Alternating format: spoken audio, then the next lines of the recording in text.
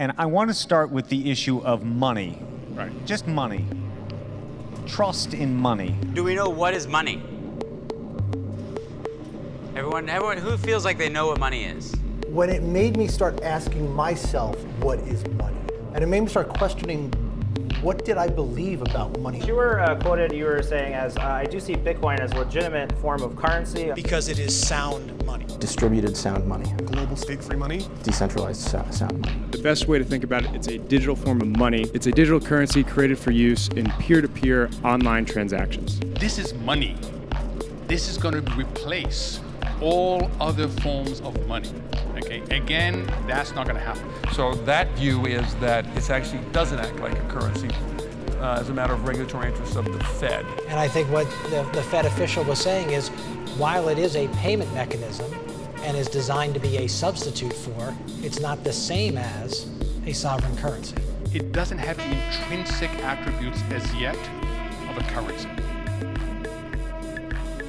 I'm going to ask the first question that I think is probably on everyone's mind, and I'll let anyone jump in who wants to answer it first. What the fuck? We have zero clarity, to your point, about what that means. And let's be clear. And I am convinced that crypto assets are a legitimate asset class. So it's definitely a new asset class. How do you value this as a risk asset? Bitcoin and similar assets are bearer assets. This is some speculative asset that could go to the moon and make you a lot of money. Best performing asset class in the last 5 years, last 10 years. You know, you often hear Bitcoin touted for its potential as a non-correlated asset. An uncorrelated asset only works if its return drivers are different than the other assets in your portfolio. You know, people say it's an uncorrelated asset class, if you want to even call it an asset class.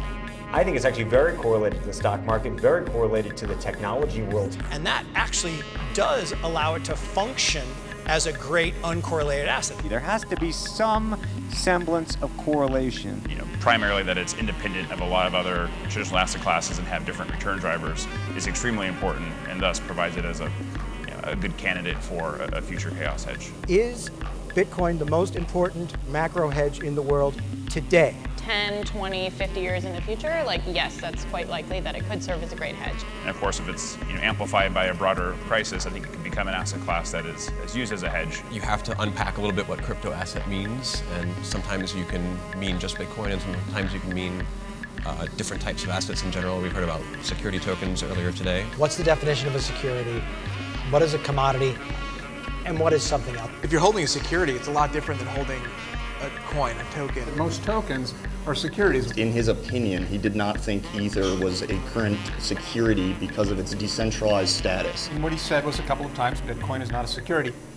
We've determined that that doesn't have the attributes of a security. I think the CFTC has made I'll leave commodities to them, but as far as I'm concerned, that's designed to be akin to the dollar, the yen, the euro, and operates that and operates that way.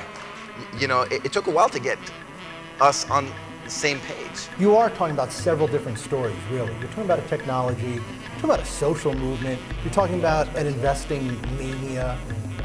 That's a lot. So think of it as a menu. This is going to develop into a menu approach. Some people want to talk about the sound money and economics theory. Some people want to talk about the code. Some people want to talk about the security. Miner decentralization, holder decentralization, client decentralization. Markets infrastructure, currency, securities, and commodities. Crypto equities and crypto fixed income. A million different security tokens and dApp tokens and NFT items and whatever. One funny money for another funny money. Venture to hedge funds to AI funds to index funds. A Bitcoin equals a potato. It's a curiosity. A probabilistic commodity. Vaporware out of nowhere. All these intermediate paths that we're on. Each case is going to be different. So, I mean, it kind of depends. How do you square that circle? Most of the people on our planet can't even describe it in one word, let alone one sentence, or even understand anything about Bitcoin. I don't understand. Which do we want? But what we're really looking for is an investment thesis. A lot of people call them an asset class. Okay. What are we really doing here? But it's really a technology, and if you think about what it is, this is a technology shift. It's technology. This is interesting, cool, useful technology. A technologically driven, decentralized architecture. Digital ledger technologies. The most overhyped technological innovation ever.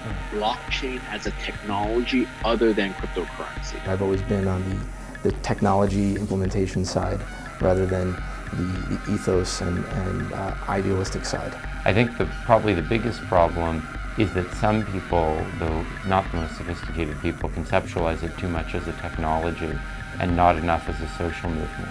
Forget about the technology. Has the media done maybe too much to say that this is a belief structure, that this is a culture, a cult? They just don't get it? Is this generational? Is this a cult or not? I don't think it's a cult. This thing is global. Blockchain is global. Blockchain causes rules to evolve. I see the blockchain movement as largely a reaction to the extreme concentration of power and wealth. All day, every day, open access for every man and every woman. Bitcoin is all about personal responsibility. And right now, democracies in crypto are, who has the most hash power, i.e. who's the richest. Is this the end, I suppose? This is a little dramatic here of this dream that, a much more libertarian... Anarcho-capitalism on one side and extreme right-wing libertarian with shades of conspiracy. I think the chairman wants us to follow the law, but we're still not quite sure what the law is. I would definitely say pay your taxes. Okay. All right. That's one response. Get your act together.